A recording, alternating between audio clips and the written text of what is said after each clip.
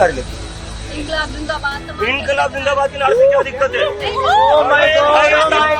अलग अलग 6 दिशा से कुछ 100 मुक्के लात लाफे. నమస్తే. దశాబ్దాలుగా Indian main stream television channels రాజకీయ నాయకుల్ని ప్రశ్నించాయి, అధికారులని నిలదీశాయి, న్యాయ వ్యవస్థను, పోలీసులను, చివరికి ప్రతి ప్రభుత్వ వ్యవస్థను ఎండగట్టాయి. కానీ ఈ మధ్యకాలంలో పరిస్థితులు పూర్తిగా మారిపోయాయి. ఒకప్పుడు ప్రభుత్వాన్ని ప్రశ్నించిన మీడియానే ఈరోజు ప్రజాగ్రహానికి గురవుతోంది.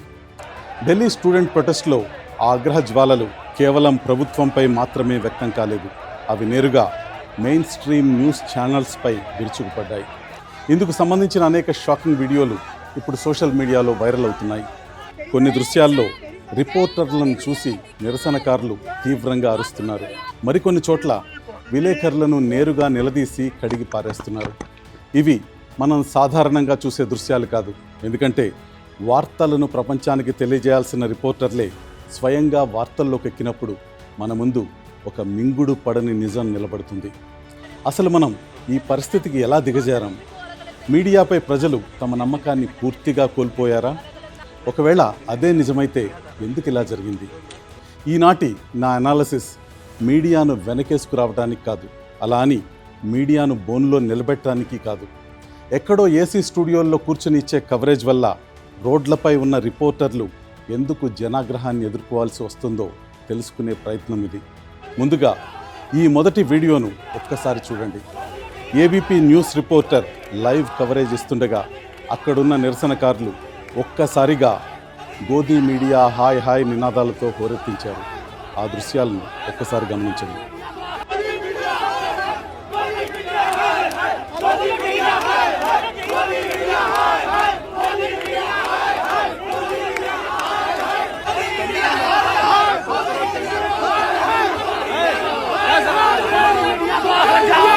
ఇప్పుడు అసలైన ప్రశ్న ఏంటంటే, అసలు ఈ పరిస్థితి ఎందుకు వచ్చింది?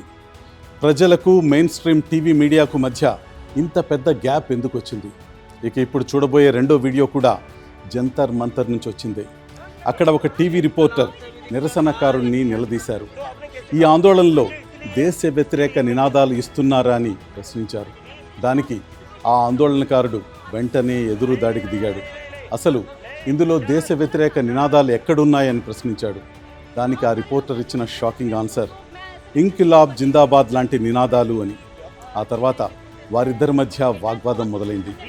ఇద్దరి మధ్య మాటల యుద్ధాన్ని ఒక్కసారి చూడండి. ఏది ఒప్పో ఏది తప్పో మీరే తేల్చండి. बात कर रहे हैं, लेकिन बहुत सारे लोग हमने भी रील्स देखा, हमने भी बहुत सारे स्टूडेंट्स को नजर बनाए हुए थे, लेकिन बहुत सारे लोग भी तो अलग अलग तरीके की बातें करने लगे, मुद्दे से भटक गए थे सर, अलग अलग नारे लगने लगे थे। सर आपको पता होगा, सर आपको पता होगा अभी बाहर मुझे नहीं पता, आप बता रहे हो कौन सी नारे लगी? इंकलाब जिंदाबाद की नारे से क्या दिक्कत है? मैं कह रहा हूँ ना, ये मीडिया जो 20 दिनों से सोनम सर एक सेकंड नहीं एक सेकंड इनकलाब से भी दिक्कत भाई. क्या दिक्कत है? तो आपने कैसे कहा? मुझे इसीलिए मैं कह रहा हूँ. నెక్స్ట్ వీడియో కూడా సరిగ్గా ఇలాంటి ఉద్రిక్త పరిస్థితికే అద్దం పడుతుంది. ఈసారి మరో మహిళా రిపోర్టర్ జంతర్ మంతర్ దగ్గర లైవ్ కవరేజ్ ఇస్తున్నారు. ఆమె తన రిపోర్టింగ్ పూర్తి చేసే లోపే అక్కడున్న ఆందోళనకారులు ఒక్కసారిగా విరుచుకుపడ్డారు.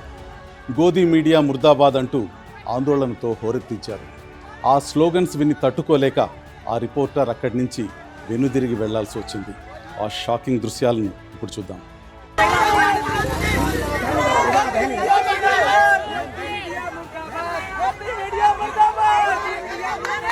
గోదీ మీడియా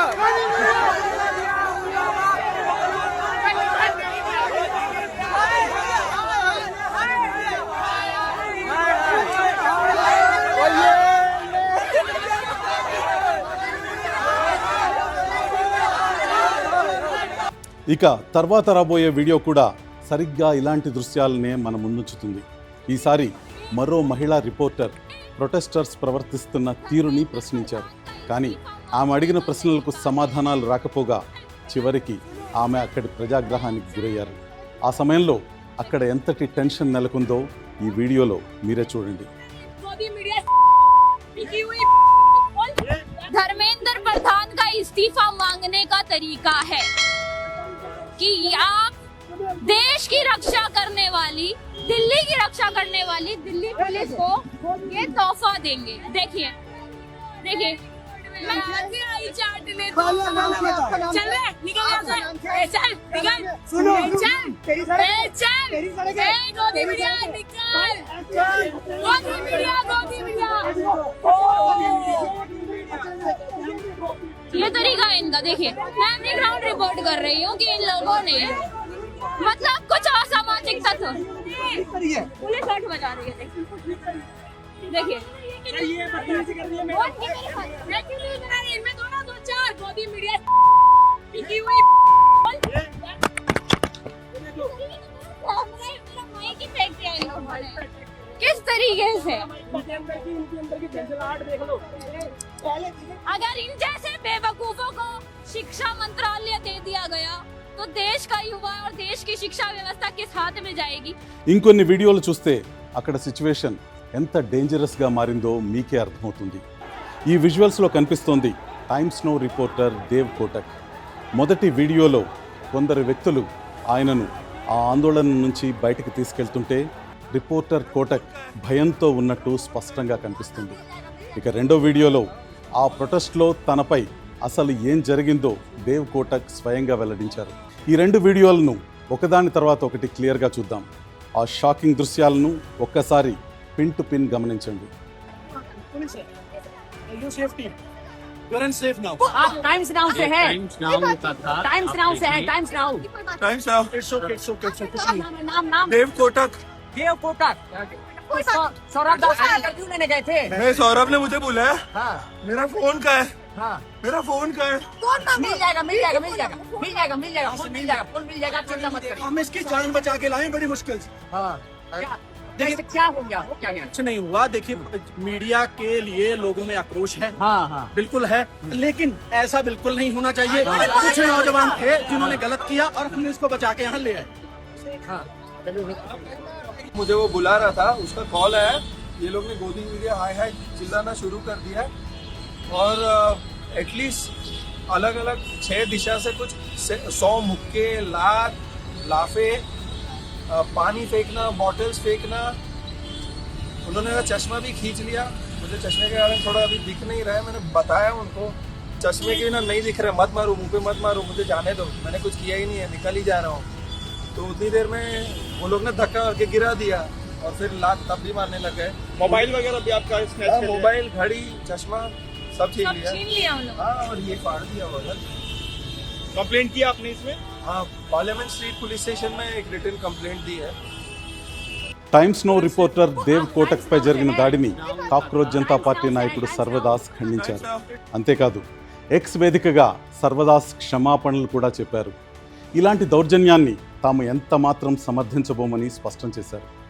ఇక్కడ సర్వదాస్ స్టేట్మెంట్ చాలా ఇంపార్టెంట్. ఎందుకంటే ఇక్కడ మనం గ్రహించాల్సిన అసలు నిజం ఒకటే: విధులు నిర్వహిస్తున్న ఏ రిపోర్టర్ పైన దాడి చేయటం, బెదిరించటం లేదా అడ్డుకోవటాన్ని అస్సలు సమర్థించకూడదు. హింస ఎప్పటికీ పరిష్కారం కాదు. కానీ ఇక్కడే మనకు ఒక మింగుడు పడని నిజం కనపడుతుంది. అసలు మనం ఈ పరిస్థితికి ఎందుకు వచ్చాం, ఎలా వచ్చాం? ఈనాడు వీధుల్లో కొంతమంది టీవీ రిపోర్టర్లను చూస్తే ప్రజలకు నమ్మకం కలగటానికి బదులు ఆగ్రహం ఎందుకు వ్యక్తమవుతుంది? గత కొన్నేళ్లుగా జరిగిన రైతుల పోరాటాలు, సిఏఏ, ఎన్ఆర్సీ ఆందోళనలు, ఇంకా అనేక ప్రజా ఉద్యమాల సమయంలో కొన్ని టీవీ ఛానల్స్ అధికారంలో ఉన్న వారిని ప్రశ్నించటం మానేసి ప్రభుత్వ మద్దతుకే మైక్ పడుతున్నాయనే విమర్శలు తీవ్రంగా వినిపిస్తున్నాయి. ఆ విమర్శలతో మీరు ఏకీభవించినా ఏకీభవించకపోయినా అలాంటి ఒక అభిప్రాయం ప్రజల్లో ఉందనేది పచ్చి నిజం.